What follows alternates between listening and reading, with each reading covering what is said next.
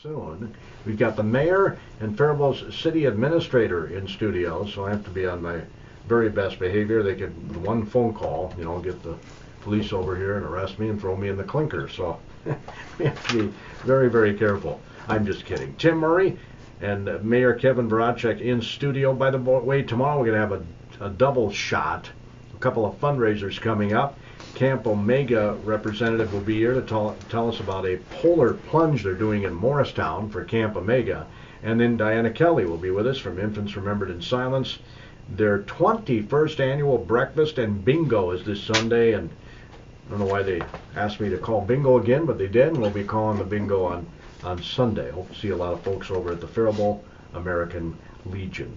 Without further ado, I guess I'll start with Mayor Voracek, because I think it was the city council's priorities during your retreat, right, to do some communication improvements with the city, and one of the ideas was to resume our quarterly visits here on KDHL. Yeah, it's been a number of years since we've done this on a regular basis, so we wanted to get back in, and with Tim Murray being our new city administrator, we wanted to make sure that everybody knew that his title changed and that he's the head cheese now. Yeah, the head cheese. Yeah. Wow. I can't call him the head chief because then Andy Bowen would get upset. Right. That's true, and and your fire chief might not be real happy with that either. Yeah. So things going well, Tim? I know It's only been about a month, right, that you've been officially on the job? Yes, I guess something like that. Yeah, not really on a calendar, but yeah, it's been going just great. I certainly had an appreciation for past administrators that have come in that, I have the good fortune. I know the people, I know the city, whatnot, so I don't have that part of the learning curve to do. Just need to learn the administrator job instead of the engineer job at this point. So. All right, that's great. That's one of the reasons why I'm sure you guys chose Tim, because he already is well aware of how the city works and the culture here. Right. And so I think throughout the rest of the year, you actually get all the council members in. We got to do some jockeying around because it's an election year, of course. Right, yeah. So we got to make sure that some of those people get in early so that they're not in conflict of interest. Correct. Well, I appreciate your arranging this. I think it'll be very informative. I kind of put this out as being an educational event. People can learn more about their city. Absolutely. Some people say that it's hard to get to a council meeting on Tuesdays at 6 p.m. So, this is just another way that we can reach out and communicate. You got no opposition to moving the meetings from 7 to 6, I'm guessing. We didn't hear one single comment, even though you announced it. Yeah. So, yeah. Isn't that amazing? Yeah, I've not gotten any feedback, good or bad or indifferent, about the time change. So. Well, I have to tell you, when I went to the council meeting I attended, which was 5 minutes long or whatever it was, Yeah. I was happy. I got home earlier. Yeah. There were some late nights sometimes back in the older days, Right. even later nights. Yeah. I think for the majority, our council gets along quite well, and our staff keeps us highly informed, so it keeps things moving along very nicely. And the key to a lot of things is the work session, so that we can actually sit down and have conversations about it, so that we can keep those other meetings at 10 minutes or a half an hour, or an hour is where they'd be really nice. But Yeah. I'm not going to complain if they're shorter. No, well, I would hope not. So what's been the biggest surprise, Tim, in your new position? Probably for me is I get just a ton. I get a lot of emails during the day. Not that I didn't get a lot of emails and all that, as a city engineer, but I'm finding, and a lot of them are from internal. They're from the department heads, other employees, and whatnot, really just looking for some direction. And I suppose it's just more the modern day and age. With all of us carrying, our email, our phones, our smartphones on us all the time. We're constantly in communication. Or our iPads, I'm answering questions via my iPad, my email during meetings and whatnot. So, I think people are just finding it's more efficient sometimes, rather than leaving a voicemail if I'm not, because a lot of the times we're not in our offices. So, email just allows staff to get a quick answer, when they're trying to, we have obviously every week we have deadlines for council packets and all that, and, staff may just some simple questions, but so that's part of it. Get a lot of, I guess, solicitors, spam, whatever you want to call it, emails about, the latest and greatest, billing software and outreach software and agenda software and all that. So kind of getting the onslaught of that. Now, I've gotten some outreach from a number of other. I have to take a break Oh, here. you go ahead. We're going to come right back. 9191. Bart Jackson Insurance Agency, downtown Faribault. Bart is happy to customize the right insurance coverage for you, specializing in farms and businesses. Mark Dietz, Minnesota Agronomy Products, your local Titan Pro dealer. Werner Farm Seed Dundas, quality seed at reasonable prices, are also a couple of our KDHL Agri Boosters. Well, our gentlemen in studio, I think, are Agri Boosters. We got Mayor Kevin Voracek, City Administrator Tim Murray with us this morning as we try to learn more about the city. And I interrupted you before the market update there, Tim. I had to hit that right on time. No, not a problem. You were telling us about all the emails and the solicitations that you received from various companies saying that they're Sure. the best in the world. Yep, get some of that, but also had a number of individuals, other city managers and or other agency people reaching out. We meeting, or I've started even, but having some meetings with them, going to a Minnesota City Managers meeting to see how that just a nice invite, but. Honestly, I'd be a fool to not try to tap into, these decades of experience from these other people. Same with our staff. I'm a little fortunate too, coming into a position, other than my replacement, who's of course a brand new employee at the city. Department heads and a lot of employees too. Again, just all that experience there. Decades upon decades. So. Again, it's really just to try to tap into as much of that as I can. Yeah, that's what I've always thought about the city administrator, mayor. They have to have so many hats. They have to be aware of they have to have some knowledge anyway of all the departments, right? Absolutely. And once in a while we get city administrators that have a slew of other licenses that aren't needed for a city administrator title, but they come in handy. Our previous city administrator had a wastewater treatment plant operator license, and well, if Henry Morgan were to decide to retire and walk out tomorrow, well, he could have gone down and ran the plant, but that never happened, and I think Henry won't retire until he has to. So. No. And speaking of that water plant. Yep. Needs to be replaced. Not the treatment plant, but the water production plant. Yes, it's been there since what, 1930, 1920? Yeah, it's so old that Xcel Energy has to make their transformers for our mechanics inside because we run on non-standard voltage, which used to be standard, but the world went away from it so many years ago. So that's that building's actually on the National Historic Register due to its design. And the equipment inside of it is well aged, and it's getting hard to replace some of it too, find parts for it. And so we're at a point in life where we should probably look at what's in our water system and filter out a little bit more than we currently are, and help the longevity of our water system. So is there talk about replacing that? Replacing, yes. Yep, replacing and upgrading. We'll have to see what the new technologies are when we get there and how to do it. Whether we'll go to a full-blown water softening plant like St. Peter did, I doubt that, because those are extremely expensive and unfortunately puts small businesses out of business like Culligan and some of these other softening companies. So. Yeah, so the city has an option, you're saying, of providing soft water so that we don't have to buy water softeners. Yeah, but it all comes at a price. There's only a certain amount of water that's used that needs to be softened.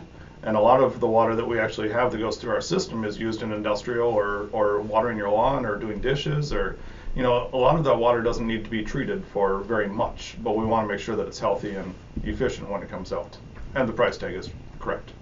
So this new plant, for lack of a better term, be next to or would be at the same location where it's at now? Right, yeah, there's been a preliminary engineering study done, and the location, we have plenty of space down at the water plant now to build a new plant basically behind it or to the north of it. And that, because all of the wells deliver the raw water, the water that comes right out of the ground to that point for treatment, from an efficiency standpoint, we would not want to go elsewhere unless we absolutely had some compelling reason to. That's what I was thinking. That's where we want to build there, and we do. We have more than enough room for the footprint of a plant. So any thoughts on what you do with the building that's on the National Register of Historic Places? Leave it, repurpose it. Yeah, we would look to keep it there, but yeah, use it for other purposes, whether it's storage or administrative uses or control system, something like that, not the actual filter, hardware, things like that. But yeah, I think we would certainly want to retain that building and just repurpose it, like the Yeah. mayor said. Is this years down the road? This project? If you mean like 3, yeah. Okay.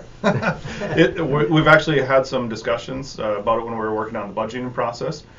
So we had to talk about when we were actually going to do it, because we didn't want to get too big of a bill started, or start collecting funds too early for it, or we needed to figure out how we're going to fund it and when we're going to make the jump on it. So it's on our agenda for this year to talk about an actual plan and statement with that.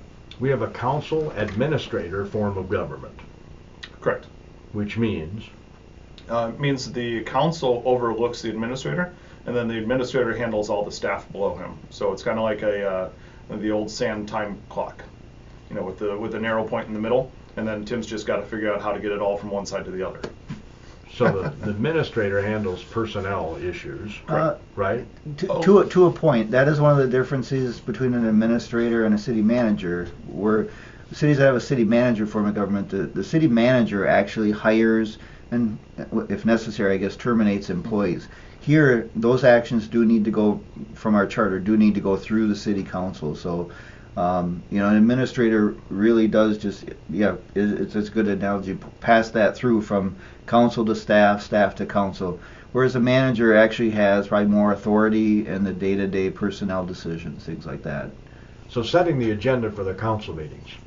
You sit down with Tim and Nope. do that, or how does that work? Staff sits down with, sends it all to Director Murray, or Administrator Murray, and then he takes it and figures out the best way to put it together. And there's a lot of thought process that goes into it, like, do we have a presentator speaking, or is our city attorney down, so that we can minimize our bills or minimize time of people that aren't going to be there for the whole meeting or don't need to be there for the whole meeting, so we can get them in and out.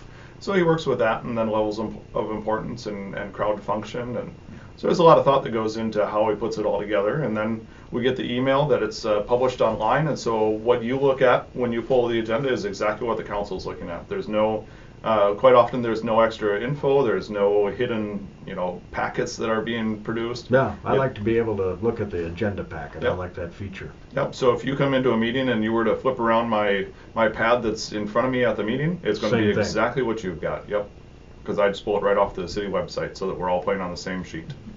As it should be. Yeah, and I think that's one thing. If there's criticism, I guess, to be handed out, that's one thing I don't believe is a justified one. Is the city's information it's out there. I mean, we might have to go download it, do a little bit of looking, Right. but no, it's not just an agenda. It's literally everything the council, everything the staff sees is basically in that packet for the public to see as well. And even then, and then the council meetings are recorded.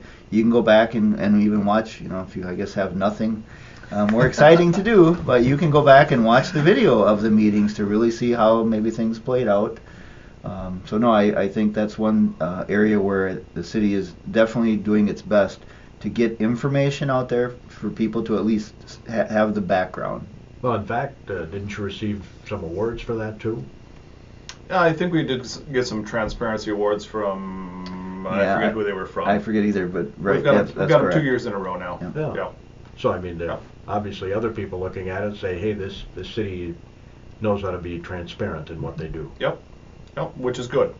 It's better than the opposite direction. So is there anything specifically you wanted to get the word out on here, Mayor? No, nothing specifically. It's still winter, so we got to watch our driving habits. The roads get icy and things happen. Once in a while we've still got a water main that freezes up. I just drove across one up on Ravine that was recently taken care of. So, those things that still happen. It's still winter, and it's going to be winter for a while yet. I hear we got a warming trend next week, which will help out. But Well, I think I've told you this before. I've lived in several cities, and Faribault does the best in terms of snow removal, I think, of the cities that I've lived in.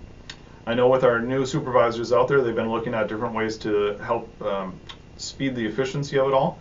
And one of the things that they really changed this year was cleaning downtown a day earlier. So they used to windrow it all out to the sidewalks the first day, and now they try to pull it all in and get rid of it rather than pushing it up onto the sidewalks. And there's been a lot of downtown businesses that have complimented on that. So that's a good improvement.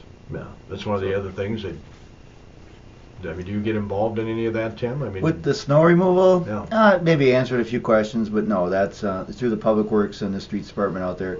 And it's actually more than the street department employees. You know, some utility division, parks, they do some clearing and all that. So it's a pretty wide-ranging effort from city staff. But no, I think we really try to answer questions maybe when people are confused, and probably the ones where we get where maybe someone's less than pleased with the removal.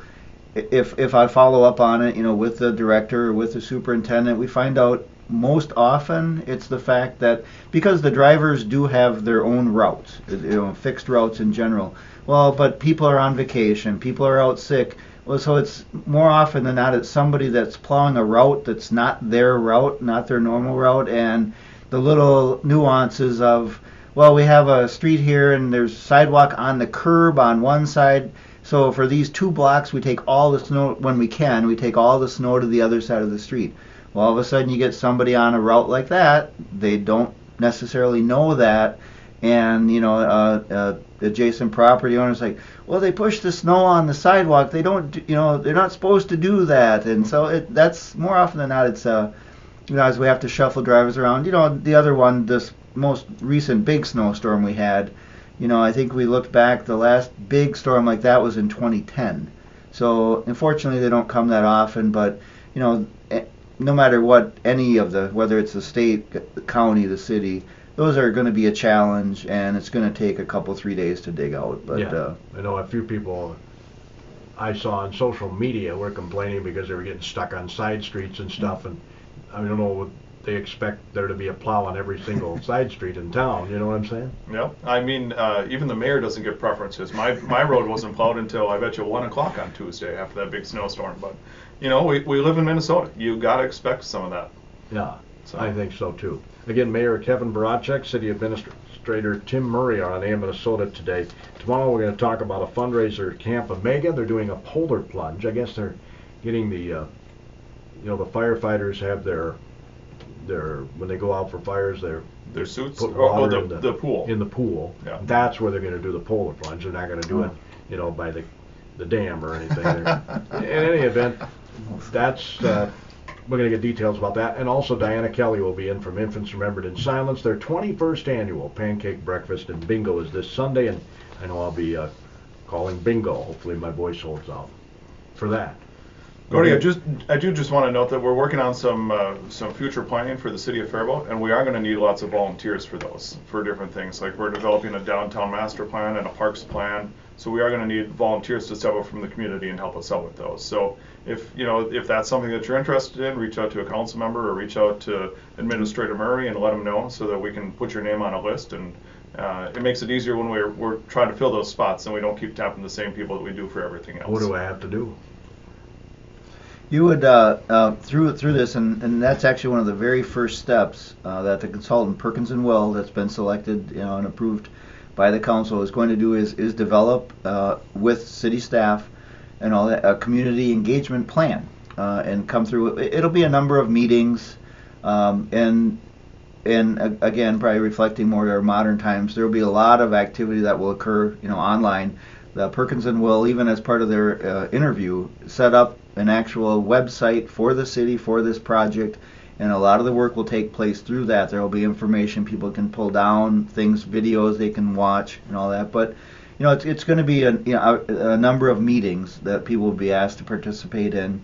As the mayor said, we're trying to develop lists, really reach out, try to tap some sectors maybe that have been underrepresented, but because these are the fact that we're doing 3 plans, the comprehensive plan, the parks master plan, the downtown master plan, all together, boy, it really is I don't want to say a once in a lifetime, but because we all like to have a longer lifetime, but no, it's certainly a very unique, I think, opportunity, and it really does set sort of the stage for the city going forward on how the community, that's why we need their input, how the community wants Faribault to look and act and feel. So. Yeah, you had that visioning process, 2040 visioning, right? Yep. So this is kind of based upon the 2040 vision, and it'll keep expanding upon that. And the nice thing about this, when Will and Perkins is done with it, it won't be just a document that sits on a shelf. it'll actually be a document that we can actually pull things out of and use as direction to get where we're going. Well, if it's like the county's comprehensive plan, sorry, I didn't mean to interrupt you there, but the county's comprehensive plan, they're working on this too. I was at a meeting a couple weeks back, and it has got so much awesome information included in it, you know? Yep, it becomes a very good game plan on how to move. It's not just a reference document. It's structured, and it's going to be nice so that when we can look forward and say, well, what do we really want to do in downtown? We can open this document and go, this is the vision that the community put forward. This is what they want to see in our downtown. This is what they want to see in our parks. You know, so there's things that staff doesn't see or council members we don't see, and if we don't hear it in a good, respectful manner from our public, you know, we don't know about it. You know, there's griping, there's complaining, and then there's constructive conversations, and that's what these will be, is constructive conversations. Yeah, we're talking about census information that talks about trends in the community, you know, population trends and all that. Very informative stuff. Right. Yeah. Yep. And then Monday night at the meeting that you weren't at, we actually talked about the banners. We're finally going to replace some of the banners that are wearing out downtown and throughout the community. And there's actually a larger vision plan to make those banners designate different areas throughout the city. So like the Bluffs in the historic district and the Mills and. Yeah, they're going to tell a story of Faribault. Yes, absolutely. Yep. The chamber's been working on that. Nort Johnson has been on a banner commission with Councilmember Viscomi and Paul Panonsky and Brad Fino. Yeah. Anybody else in there that we can think No, of? I believe that's the core of it. Okay. So. But they put together the new banners and the plan for it, and you know they're talking Are they about where they're Falcon gonna go. green? They're not green anymore. No. No. If you pull up your packet from Monday, you'll see that they are blue and maroon. Husky blue. No, we don't want to start any fights. So, yeah. Just kidding. Water rates go up in February. That is correct. Yeah. Yeah. Minorly, but that's part of our new plant. You know, I was going to say that's part of the plant, yep, right? We can take little bites at a time, and you won't feel quite so much, or we could just, you know, do them 4,000% at once, and you'd go, holy cow. So we prefer little bites. Any idea what this new facility is going to cost? Some of the early cost estimates on a water treatment plant, we're in that $15 million range, so not a small undertaking for sure, and that's why really try to start building up a little bit towards, you know, ultimately we would, you know, bond or borrow, you know, for the bulk of the construction. We also do have a bonding request through the state in for that, as well as probably a slightly more critical project, I think, and why the council and staff recommended as our first priority would be for some flood mitigation, flood protection measures down at the wastewater treatment plant. You know, that's been since the flood of 2010. Yeah. You know, we obviously had direct damage down there, direct damage to our system. But also the floods in 2014 and 2016, we had to build some temporary berms and whatnot to protect that. So we have a request in there to hopefully leverage some funds from the state to do some permanent fixes down there to really protect that plant. The capital bonding committee or capital investment committee, they're coming down Monday morning, and between South Central, I believe the state academies, the city, just explaining what the requests are for and why, you know, why the need exists and what the benefits will be, things like that. So that's a very high priority project we want to get, and just at this point, there's some preliminary numbers on that in the $6 to $8 million range. You know, these things they're all big numbers, but that's really we're at the next step of now we're trying to fund the improvements that have been identified to fix the problems. So the DNR is given the go-ahead, aren't they the... Well, no, not the go-ahead. They've been a very, good partner on that. They actually funded 50% of the study to figure out here's the fixes. But no, that's why we want to get moving on it now, because the permitting process through the DNR, through the Corps of Engineers, and I'm sure probably the MPCA, there's probably even a couple more that I can't even think of, but Yep. The permitting process, because we'll be working in and adjacent to, you know, the river, the Straight River, the Cannon River, that will be, you know, a very, you know, I'd say, you know, lengthy but thorough process to get there. So we want to get moving now, you know, realistically, so we can be sure once the funds are in place that we can move, you know, right away. So So is the bonding state request in now for this year? Yeah, we put in a request through Senator Jasinski, for money for those projects. So, and we'll, I suppose, find out once the session starts and they start narrowing that down. And if, well, obviously they ultimately have to decide whether or not to do a bonding bill. That's not a given, let's say, but we'll see where it shakes out. Yeah, So. there'll be a lot of people requesting, but now would be the time to do it because Governor Dayton's key issue, top issue, is water and water quality. Well, then we're right on par with them. So. Doesn't that make sense? Yeah. We have a couple minutes left in the show. Anything else, Tim, that you wanted to get the word out on? If people have an issue, should they call the mayor or should they call the city administrator? Well, either or. Yeah, either or. And we encourage that. And just wanted to, again, reminder, there was a third open house and I know a little bit referring back to my engineering, but the Trunk Highway 60 improvement project in 2019, just because it will be such a big, kind of scenery changing project. We had a third open house last night, good attendance. The chamber was nice enough to let us host it out there. But those plans are coming along. We're at the 60% now, so there are full plans, full design, ready to go. And now we're really just getting down to the fine details. So, but that project's on track, still lined up to go in 2019. So it's a major change. Yeah, just the look's going to be a lot different. We're bringing some of the downtown type streetscape amenities. We're extending that out along 4th Street or Trunk Highway 60 all the way to the railroad tracks. So really just to try to a little more aesthetics, and there'll also be some extra landscaping.